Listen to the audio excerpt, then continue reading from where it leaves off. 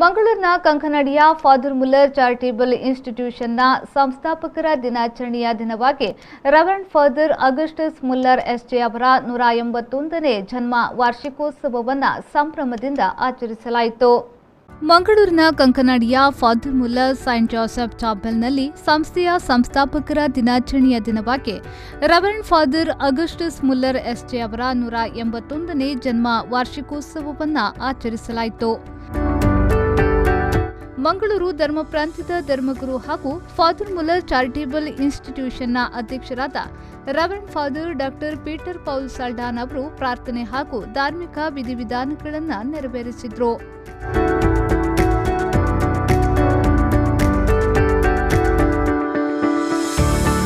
ತದ ಬಳಿಕ ಮಾತನಾಡಿದ ಅವರು, ಫಾದರ್ ಅಗಸ್ಟಸ್ ಮುಲ್ಲರ್ ಅವರು ಅನಾರೋಗ್ಯ, ಬಡವರು ಮತ್ತು ನಿರ್ಗತಿಕರಿಗೆ ತಮ್ಮ ಜೀವನವನ್ನೇ ಅರ್ಪಿಸಿದ್ದಾರೆ ಎಂದು ಹೇಳಿದರು. What we remember is this goodness and the perfume of that goodness, like the smoke that rose from the incense. That goodness is spreading powerfully. The readings of today teach us to take God as our model. God our Father is the model. As Father is the model for boys in the families and the object of affection for the girls, so also mother is the model for girls, daughters, and the father is the object of affection.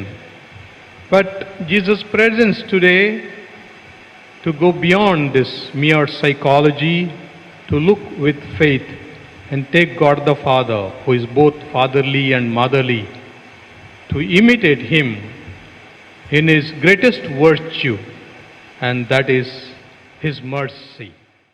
ಸಂಸ್ಥೆಯ ನಿರ್ದೇಶಕ reverend father Richard Aloysius ಕೊಯ್ಲೋ ಅವರು ಸ್ವಾಗತಿಸಿದರು.